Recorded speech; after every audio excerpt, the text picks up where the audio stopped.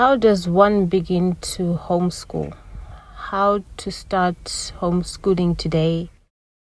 How does homeschooling work? How does homeschooling work in high school? What are the advantages and disadvantages of homeschooling? The legal requirements of homeschooling, elective home education, what is that? Do you need to follow a curriculum? Do you have to teach between 9 and 3 p.m. or whatever school time there is? How will children socialize? These are commonly asked questions about home education. And I will try and answer some of them in this video without making it too long. So here goes. How to homeschool. What is homeschooling? I actually don't like the word homeschool because it gives the connotations that it is actually trying to replicate school at home.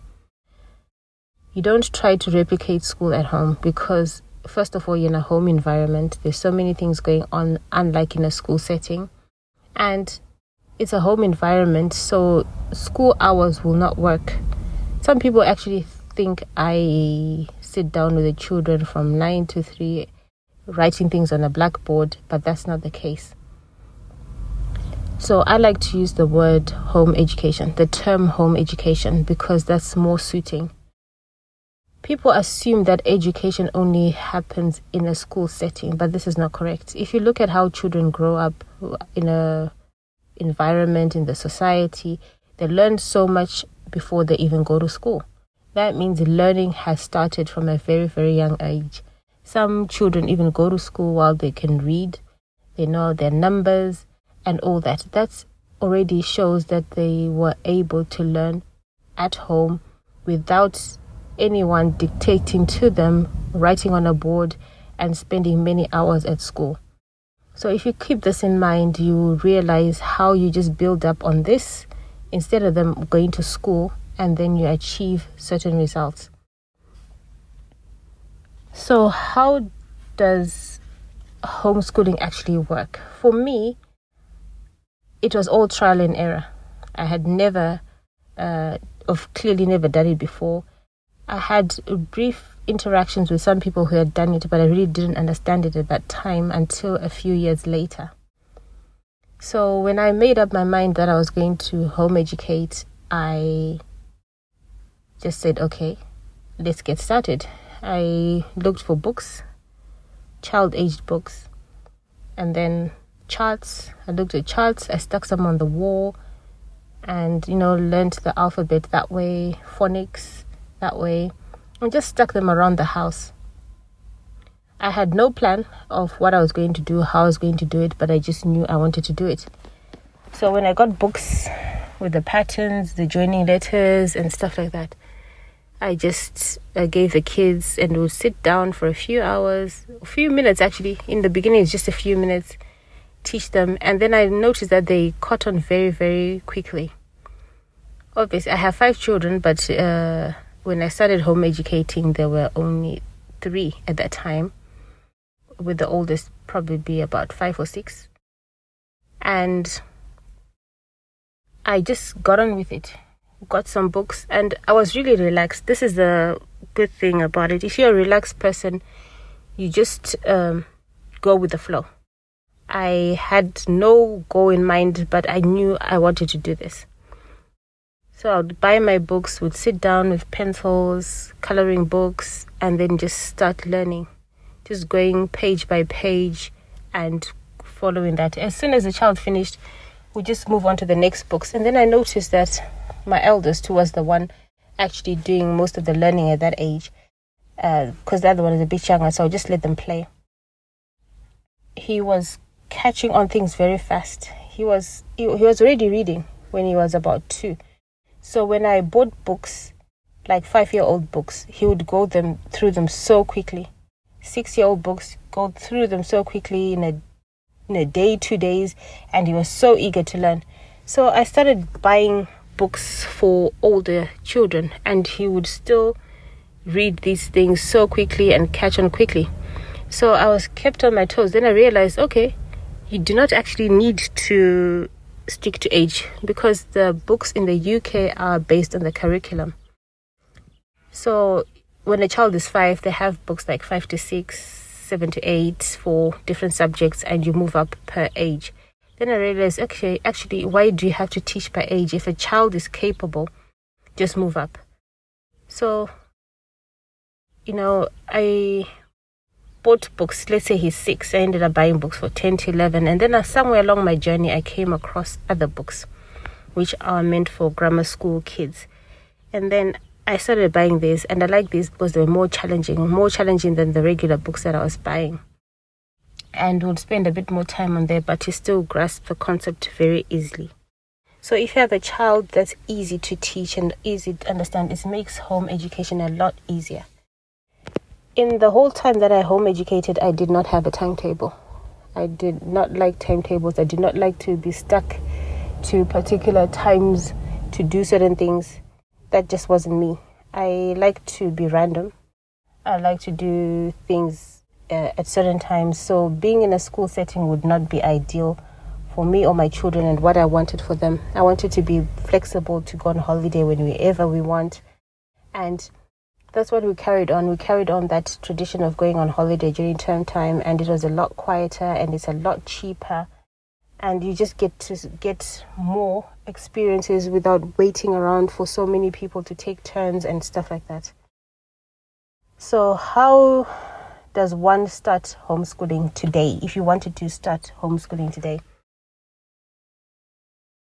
If your child is already in school, you have to notify the school that you want to home educate. I'm talking about the UK because this is where I have experience in. You notify the school. There's a deregistration letter you can write to them that you want to start home educating a child and you like to take them out of school. They should give you permission. It's almost immediate. You can hand in the letter today and the next day they don't even have to go to school. And if the head teacher phones, you can just tell them you sent your letter that you want to deregister. If your children have never been in school, it's a different process. You don't even need to notify anyone. There's no one that needs to know that you're home educating. You just get started. And that's what I did because my children never went to school. They didn't go primary school, and the 2 of them started school at 16 for the A-levels or A-level equivalent, and 2 at 14. One of them started at 14 because the rules changed for art. Art used to be able to be done by home-educated children, but then they added a compulsory element for coursework, which made it difficult to home-educate, actually impossible to add art as a home-educated subject. So when his older brother started school for his A-level and A-level equivalent, I noticed that the school looked good on paper and they had art. So I let him go to that school, and then he ended up doing art and also a BTEC in art. So that's why he went to school. But it also worked out fantastically because God has a way of planning things in ways you never think. Because at that time when he started, that's when COVID hit. So there were no exams written. And home-educated children were at a disadvantage because the children who were in school got predicted grades. So my second born went to school at the perfect time, and he managed to get predicted grades, which made him push forward. Otherwise, if he was at home still during that time, he wouldn't have had predicted grades, and then he would have to write GCSEs probably a year or 2 later when things settled. Then my daughter also went to school at 14 because there was still the COVID things going on, and we're not sure if they needed predicted grades, so she went to school at 14, unlike the older one who went to school at 16. And now my 4th one is at school right now at 16 and doing very well. He started school a few weeks ago. He's also doing a BTEC in engineering like his 2 older brothers who did it, and is already getting distinctions. All this from experience that he got at home while home educating. I treat my children as the individuals that they are. I expose them to so many different things, and then with that exposure, we get to choose what to do at certain times for a particular child. So you have to be very patient. It's not an easy road. But if you know what you want, you just get on with things. And how does home education work in high school? For me, I was not thinking that far ahead. I take steps as they go, one step at a time. So when I started, I just said, okay, this is primary. For high school, I'll see when I get there. And then when I did get there, we just carried on. The books are available. If you want tutors, you can get tutors. I never had tutors for many years. I did it all my own because we couldn't afford tutors.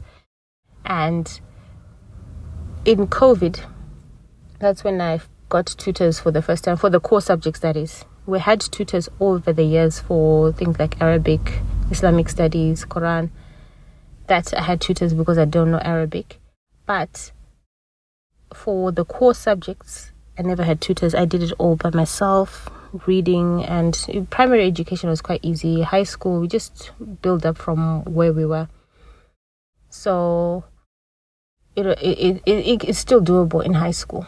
The difference is now for exams like GCSE exams, which are compulsory, not compulsory, but if you want to have that option to write GCSE exams, you have to register as an external student. You have to find a place where they register for exams. Exams can cost for about 200 to 300, depends where you write, per subject. You also have to find an exam center that will allow you to write the exams. Some exam centers will only allow you to write the exam there if they offer the subject. So there's quite a lot of research that you have to do before you decide to home educate. I know some families who've had to travel for hours and even sleep close to exam centers during exam time. So all these things you have to put into consideration, and if you can afford it at the time. If your children are still young, if you want to set up a savings account of some sort where you can put aside exam fees. If you can afford tutors, home education does not have to be done by you alone.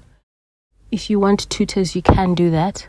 Some home educating families get together every couple of days to help each other study for exams, and a parent who's good at one subject can teach the other children a certain subject, and they can just swap roles each week. And I like the beauty of home education because you do not have to stick to the curriculum. No, you do not have to stick to any curriculum, and you can teach whatever you want to teach. I chose to stick to the curriculum because I wanted to keep the options for the children open, because I didn't know really, just keeping the options open, because you never really know what goes on in the future.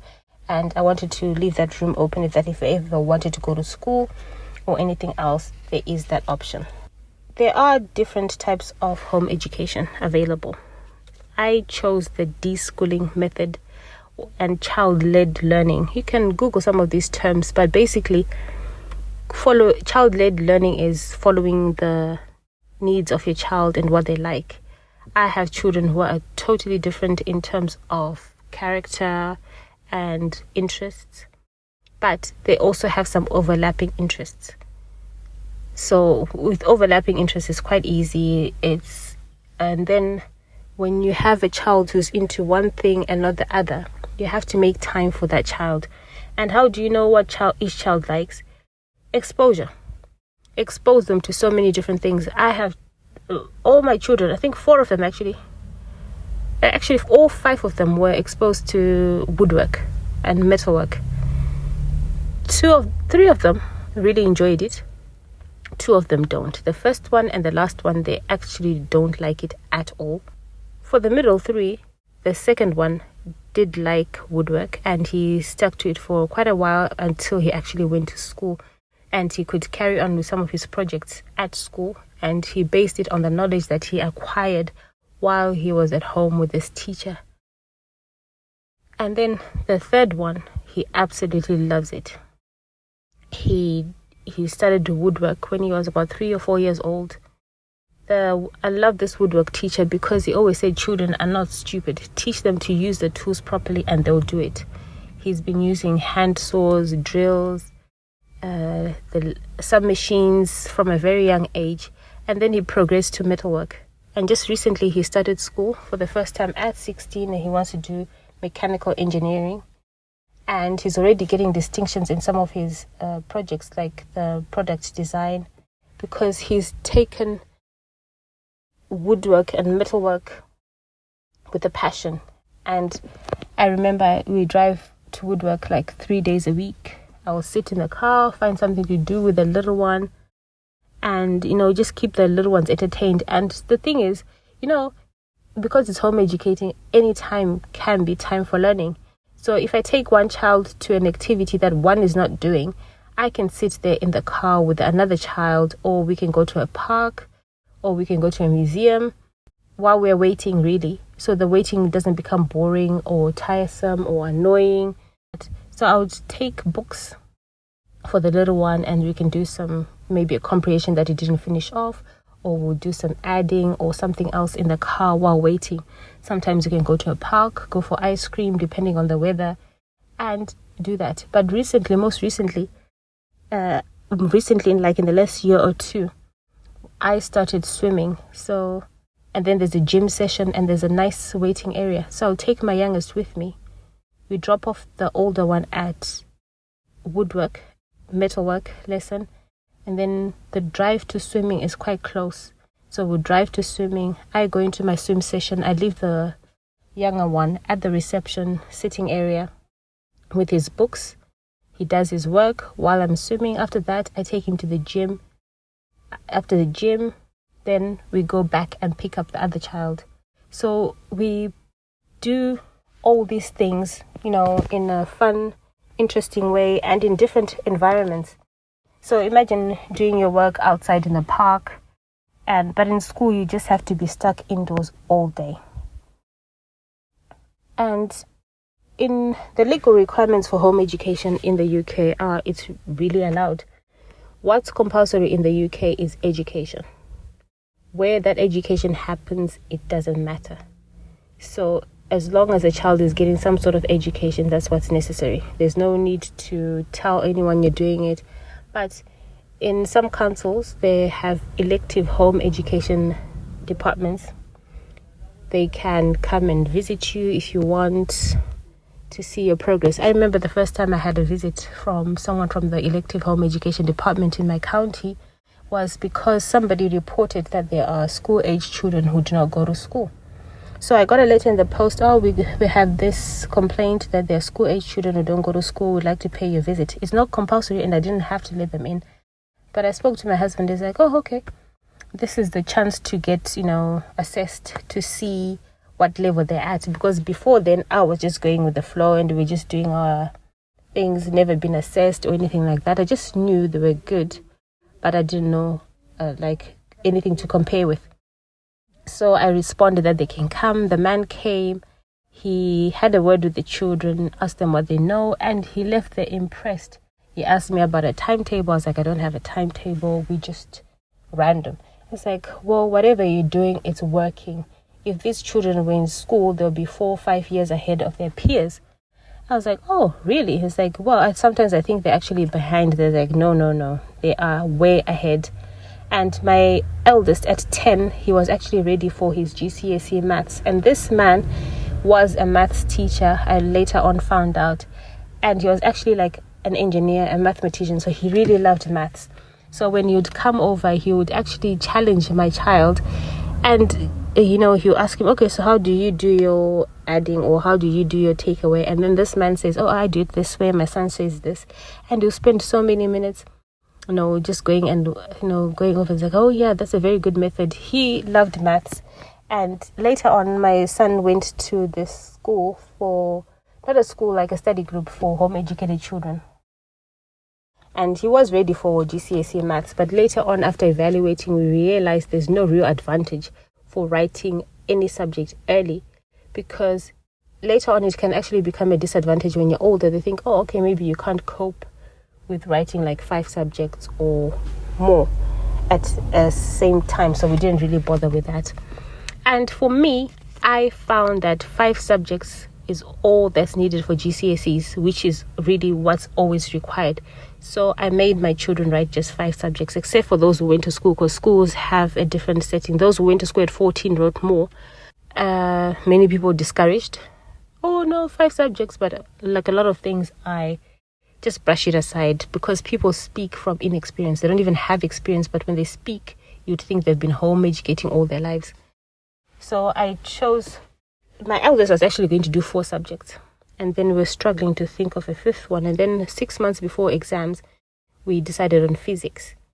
And he wrote physics. In 6 months, he taught himself and he got a B, IGCSE. There are different subjects for children to write when they're home educated. There's some, mostly IGCSE, because a lot of them don't involve coursework.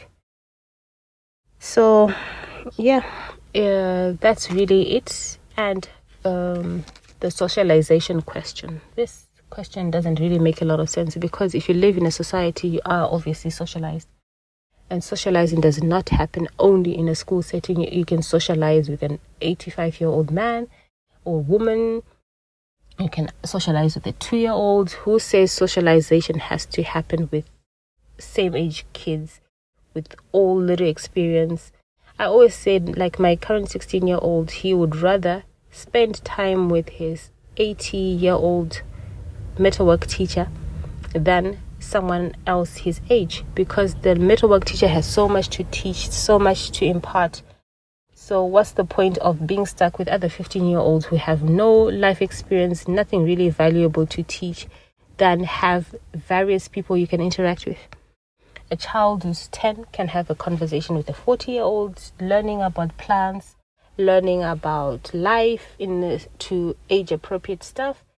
And, there's so much the older generation can give. It doesn't have to be a teacher, and it doesn't have to be from a book, like a teacher who stands on the board and just reads from a book, or spend some time with someone teaching about medicine, medicinal plants, or other things, life experiences with their work, and all sorts of things. So really, home education gives you the outlet, the avenue to explore and to see what you really like. Because I see a lot of children who leave school and have no idea what they want to do. But there are so many determined, home-educated children who know exactly what they want to do from a young age because of different exposure. And traveling is very important to us. We've always wanted to travel. We go to the seaside. We go many places. The children have been on aeroplanes from a young age. They go to the high-end areas, they go to lower-end areas, and they make sure they fit. They're well-rounded. So it is nice to give children that ability to be able to fit in to society as a whole. Right now, I have my son, the eldest. Recently, we were at the University of Zimbabwe. He launched the Zimbabwe Astronomical Society, which they're doing with other children. He was fully home educated until the age of 16. And right now he is doing so much in astronomy. He's doing his PhD.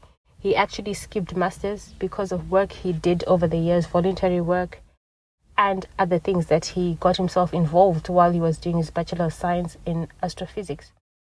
So people find it hard to believe that he was home educated, but I don't see why not, because he was getting an education, and education does not happen in school only.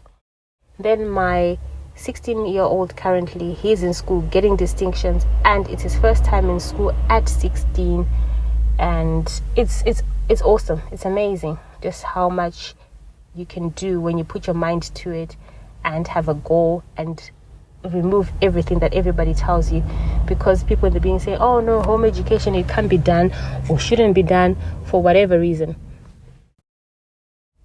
Okay, these cakes, the banana cakes, were for the event my son had at the UZ, University of Zimbabwe, where he was presenting and talking about astrophysics, his favorite subject.